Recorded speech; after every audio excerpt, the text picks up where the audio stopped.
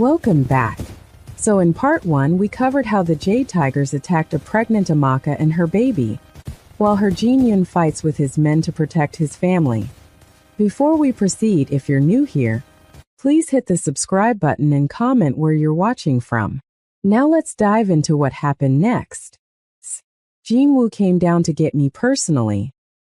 He had blood on his shirt, not his, but he was unharmed. "It's over," he said. "It's over. We got them all. All. I whispered. "How many?" "7, he said flatly. "They're dead. You're safe." I should have been horrified. Instead, I felt grateful. What did that say about me? "We can't stay here," Jin-Woo continued. "They know this location. I'm taking you to Korea. My family's compound. It's the most secure place in the world." "Korea," I said. "But I don't speak Korean. I don't know anyone there, my doctor." "I'll get you the best doctors in Korea," Jin-Woo interrupted. "I'll hire English-speaking staff. Whatever you need. But Amaka, I can't protect you here. Not anymore. Too many variables, too much space.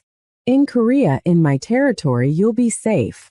I wanted to argue, to fight, to insist on some control over my life. But I was exhausted, terrified, and growing another human. "Okay," I said. "But I want something in return. Anything. I want you to start the process of getting out," I said firmly. "Legitimizing the businesses, ending the criminal operations. I won't raise our son in a world where people try to kill us." Jin-Woo was quiet for a long moment. "That will take time. Years, maybe." "Then start now," I said. "Or I walk away the moment our son is safe, and you'll never see either of us again." It was a bluff. I had nowhere to go, no way to protect myself or the baby without him. But something in my tone must have convinced him I meant it. "Okay," Jin-Woo said. "I'll start the transition. For you. For our son." 2 days later, I was on another private jet, this time crossing the Pacific. Jin-Woo sat beside me the entire flight, and I slept with my head on his shoulder, too tired to maintain walls anymore. Korea was different this time. I didn't see the tourist areas or the hotels. I was driven directly to a massive compound in the mountains outside Seoul. It looked like a small village, traditional Korean buildings surrounded by modern security. "This has been my family's home for 3 generations," Jin-Woo explained as we drove through the gates. "You'll meet everyone tonight. Fair warning. My mother is traditional. She may not be warm at first." That was an understatement. Jin-Woo's mother, Mrs. Choi, was a tiny woman in her 60s who looked at me like I was an interesting insect. The entire family gathered for dinner. Aunts, uncles, cousins, all speaking rapid Korean. Jin-Woo translated when necessary, but I felt completely out of place. After dinner, Mrs. Choi asked to speak with me privately. Through a translator, she said, "You carry my grandson. That makes you important to this family. But you are not Korean, you do not understand our ways. Jin-Woo says he will leave the organization for you. This would destroy him." "With respect," I said, looking her in the eye, "I think staying in the organization will destroy him. I'm offering him a chance at a different life." She studied me for a long moment. "You love my son?" I hesitated. "I'm starting to." She nodded slowly. "Then perhaps you are strong enough. For this family after all." The next months were surreal. I adapted to life in Korea, learned basic Korean phrases, understood the family dynamics. Jin-Woo was true to his word. He began the process of legitimizing the businesses. It caused tension. Some family members accused him of betraying their legacy, but he held firm. And slowly, somewhere between Lama's classes in Korean and late-night talks about our future, I fell in love with him. Not the dangerous mafia boss, but the man who brought me ginger tea when I had morning sickness. The man who read parenting books in English and Korean. The man who talked to my belly every night, promising our son a better world. At 32 weeks, during a routine ultrasound, the doctor's face changed. "What is it?" I asked immediately, fear spiking. The baby's heartbeat is irregular, she said, and your blood pressure is dangerously high. We need to monitor you closely. I was put on immediate bed rest. Jinwoo barely left my side. But 2 days later, I woke up at 3 in the morning with severe pain. Jinwoo, I gasped. Something's wrong. He was up instantly calling for the doctor for the car. My blood pressure had spiked critically. The baby was in distress. We need to deliver now, the doctor said. Emergency C-section. I was only 32 weeks. My baby wasn't ready. Is he going to be okay? I asked, tears streaming down my face. We'll do everything we can, the doctor promised. They rushed me to the private hospital wing of the compound. Jinwoo held my hand the entire time, even when they prepped me for surgery. I'm scared, I whispered as they wheeled me into the operating room. He leaned down, kissed my forehead. You're the strongest person I know, Amaka. You've survived everything life threw at you. You'll survive this. And our son will too. The surgery was a blur of bright lights and medical Korean I couldn't understand. But then I heard it. A cry. Small, weak, but there. He's here, the doctor said, holding up a tiny wrinkled baby. Your son is here. They took him immediately to the NICU. His lungs weren't fully developed. But he was alive. Jinwoo was allowed to visit first. When he came back to my recovery room, there were tears on his face. He's so small, Jinwoo said, his voice breaking. But he's perfect, Amaka. He has your nose, your mouth. He's perfect. For 2 weeks, our son, we named him Elijah David Choi, stayed in the NICU. Every day I sat beside his incubator, talking to him, singing to him, willing him to get stronger. Jinwoo sat with me, his hand always on mine or on the incubator, connected to his son. I've made a decision, Jinwoo said one night as we watched Elijah sleep. I'm stepping down. Not gradually. Immediately. My cousin will take over operations, and I'll transition everything to legitimate businesses within 2 years. I looked at him in shock. Jinwoo, that's dangerous. The people who opposed you before will have to accept it, he said firmly. Because I realized something watching our son fight to breathe. Power means nothing if I'm not here to see him grow up. Money means nothing if I'm too busy running an empire to be his father. You and Elijah? You're my empire now. Nothing else matters. 2 weeks after Elijah was born, the doctor said he was strong enough to come home. I held my son for the first time without wires and tubes, and something inside me healed. All those years of trying, of failing, of grief, they led me here, to this tiny miracle, to this unexpected family. 6 months later, I started feeling sick again. The familiar nausea, the exhaustion. Not possible, I told Jinwoo. The doctor said the first pregnancy was a miracle. Lightning doesn't strike twice. But I took a test anyway. Positive. At the doctor's office, she looked at my chart in disbelief. Your hormone levels are normal, she said. Actually, they're excellent. It appears the first pregnancy somehow reset your reproductive system. It's rare, incredibly rare, but it happens. Your body healed itself. I sat there stunned. It wasn't just Jinwoo. It was me. My body had fixed itself. Jinwoo's reaction when I told him was pure joy. He picked me up, spun me around, laughing like I'd never heard him laugh. Another baby, he said. A brother or sister for Elijah. Are you sure you can handle 2? I teased. I can barely handle 1. We'll figure it out together, he said, pulling me close, just like we figured out everything else. Now, 1.5 years after that night in Seoul, I sit in our home in the compound, watching Jinwoo play with Elijah, while I'm 7 months pregnant with our daughter. The organization has been legitimized. Jinwoo runs a successful import business, legal this time, and works from home most days. We're not perfect. We still fight about his overprotectiveness, about my stubbornness, about how to raise our children. But we're happy. Genuinely happy. My family has accepted Jinwoo, even my mother. who was initially horrified that I was with a former criminal. They visit us in Korea twice a year. I never returned to that doctor in Boston who told me I'd never be a mother. But I sometimes think about what I tell her now. That miracles are real. That sometimes they come from the most unexpected places. That the man you meet in a hotel bar might change your entire life. That infertility isn't always forever.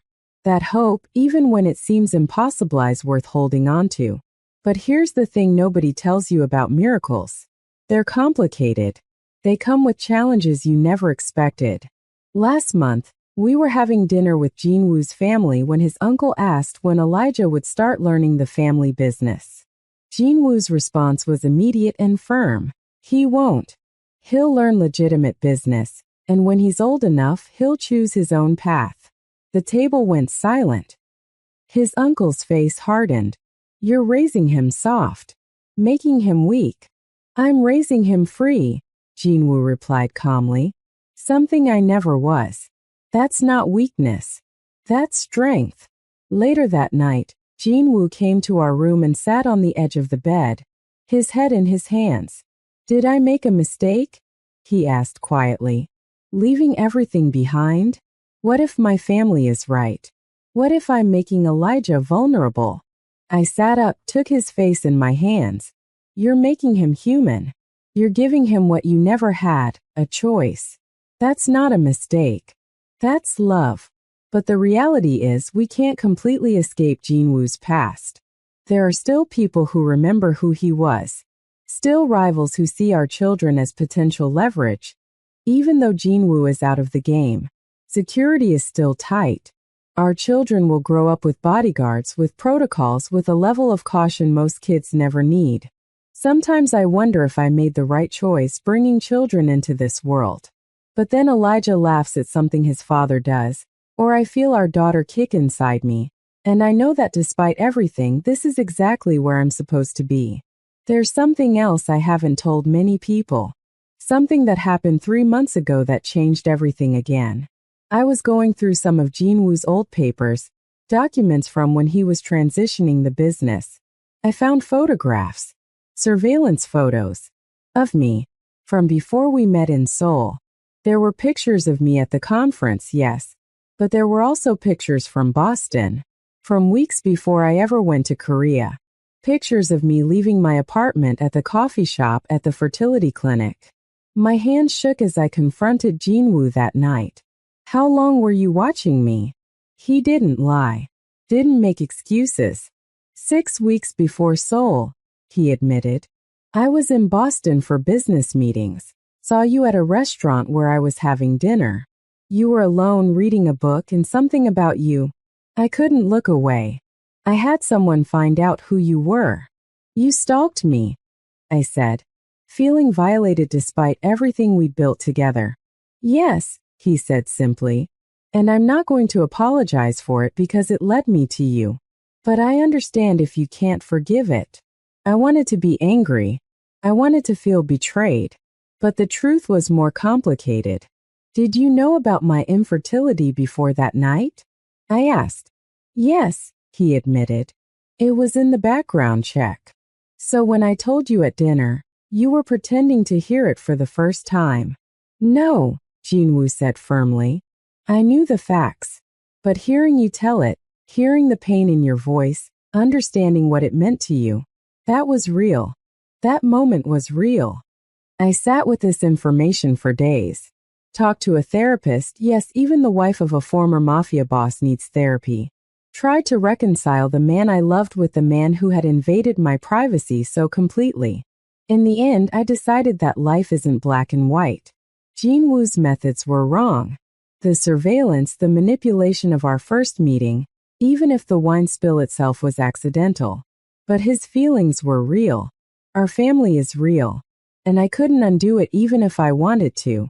I forgive you, I told him finally. But no more secrets. Ever. About anything. No more secrets, he promised. You have my word. 2 weeks ago, something happened that tested that promise. Jinwoo came home early from work, his face pale. We need to talk. he said, and my heart dropped. What is it? Is someone in danger? The kids. No, nothing like that, he said quickly. It's about your infertility. About why you got pregnant. He handed me a folder. Inside were medical reports, scientific papers, documents I didn't fully understand. I had a specialist look into your medical history, Jinwoo explained. I needed to understand how you got pregnant when doctors said it was impossible. I needed to know if our daughter was at risk of the same issues. And I prompted, scanning the papers. The specialist found something in your original diagnosis. You were misdiagnosed AMACA. You never had severe endometriosis or diminished ovarian reserve. You had a hormonal imbalance that mimicked those conditions. It was treatable. It was always treatable. The room spun. What are you saying? I'm saying those doctors in Boston were wrong, Jinwoo said gently. You could have gotten pregnant years ago with proper treatment. The infertility you suffered through, the divorce, all of it didn't have to happen. I couldn't breathe. 9 years of my life. 9 years of pain, of trying, of failing. My marriage ended. My entire identity shaped by something that wasn't even real. I want you to know I've already contacted lawyers, Jinwoo continued. Those doctors committed medical malpractice. We can sue them, make them pay for what they put you through. But I barely heard him. I was thinking about all those years. All that grief. For nothing.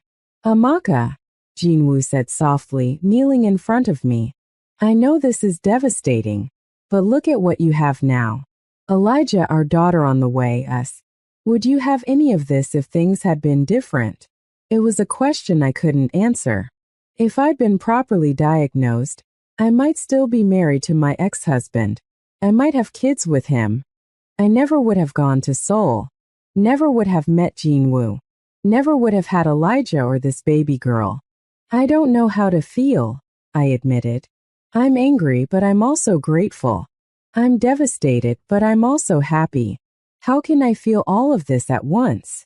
Because life is complicated, Jinwoo said. Because sometimes the worst things lead to the best things. Because you're human. We decided not to sue. What would be the point? Money wouldn't give me back those years. And pursuing it would mean reliving all that pain. Instead, I wrote a letter to Dr. Patterson, detailing the misdiagnosis and how it affected my life. I never sent it, but writing it helped. I forgave her, forgave myself, forgave the universe for the twisted path that led me here.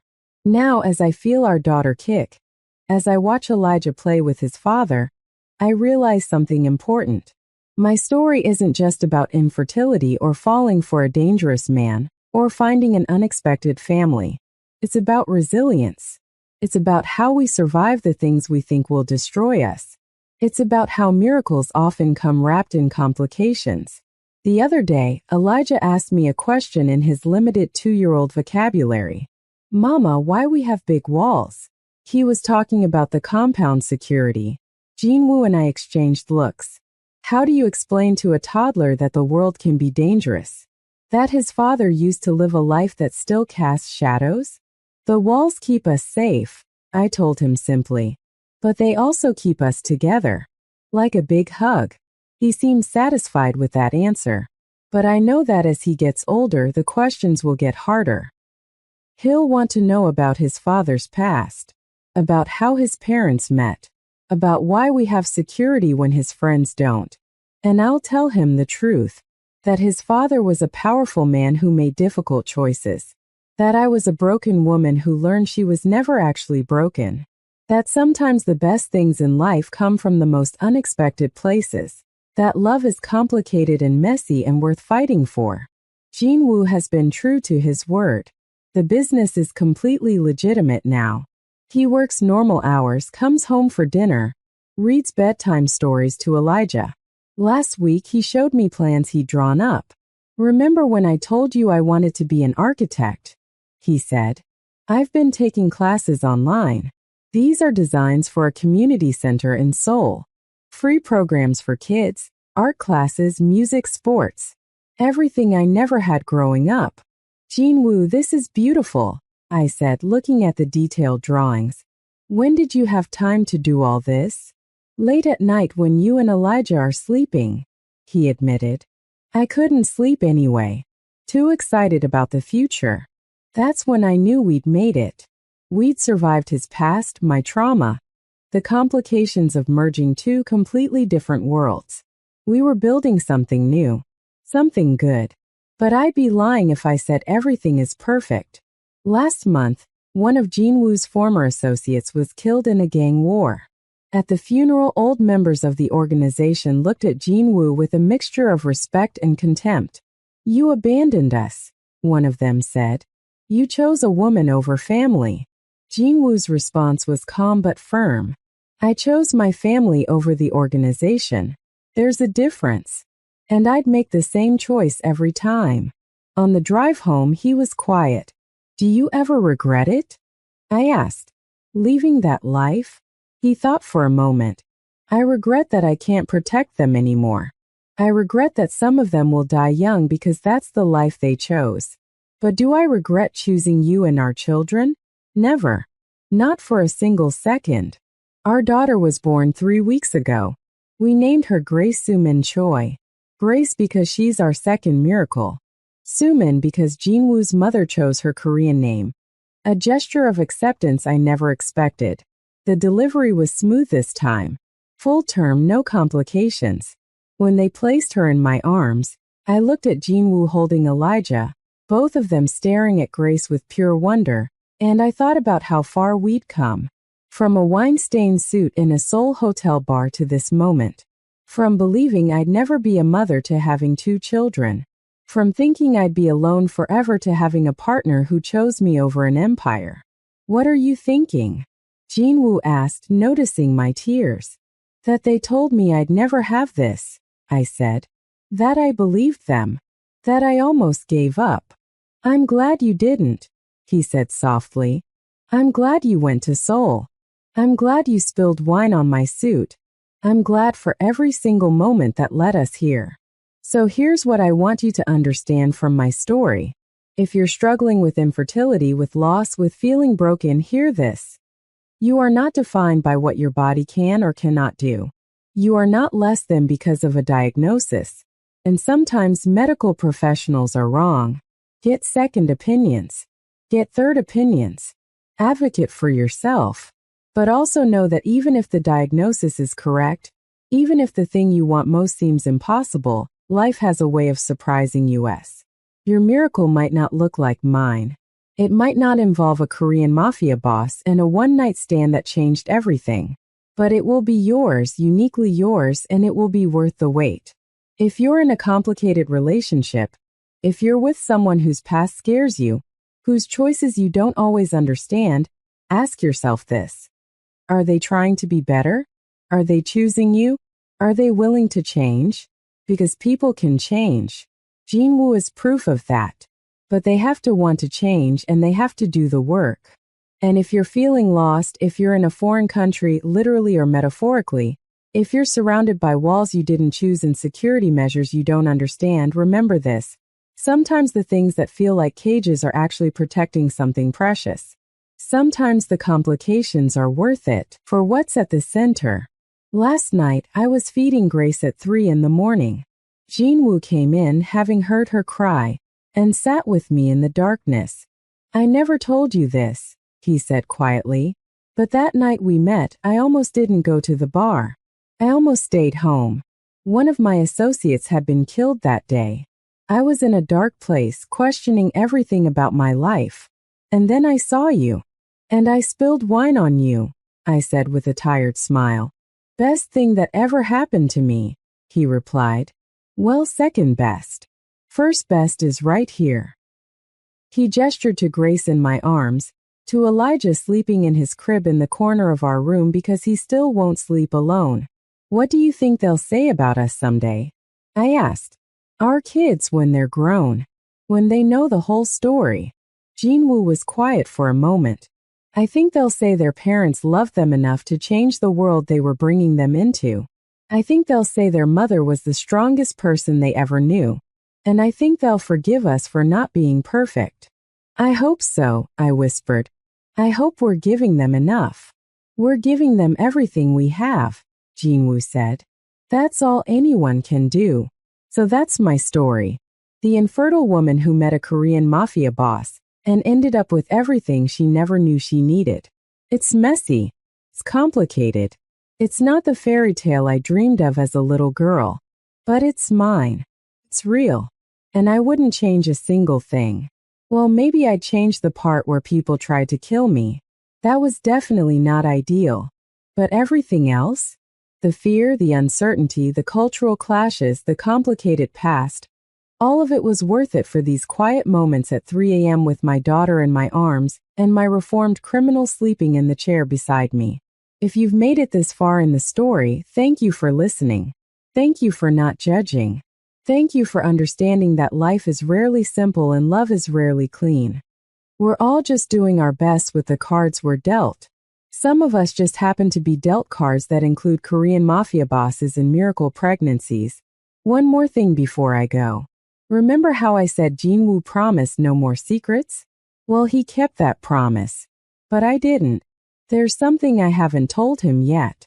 Something I found out this morning. The pregnancy test sitting in my bathroom drawer? It's positive again. Third time. Third miracle. I'm not even sure how to tell him. We've got a 2-year-old and a 3-week-old. We're exhausted. We're overwhelmed. And apparently my body has decided it's going to make up for all those years of not working by going into overdrive. But as I sit here watching the sun rise over the Korean mountains, listening to my family sleep, I realize something. This is what happiness looks like. Not perfect. Not easy. But real. Messy. Beautiful. Mine. So to everyone watching this, everyone struggling with their own battles, their own seemingly impossible situations, I want you to know miracles are real. They just don't always look like we expect them to. Sometimes they come in the form of spilled wine. Sometimes they come from the most dangerous places. Sometimes they completely turn our lives upside down. But they're worth it. Every single complicated, messy, beautiful moment. They're worth it. Thank you for watching. If this story resonated with you, please like this video and subscribe to the channel. Share your own miracle stories in the comments. I read every single one. And remember, you're stronger than you think. Your story isn't over. Your miracle might be waiting in the most unexpected place. Mine was in a Seoul hotel bar. Where will yours be? Until next time, this is Amaka Choi signing off. And yes, I took his last name. That's a whole other story for another day. If you learned something, please hit the subscribe button.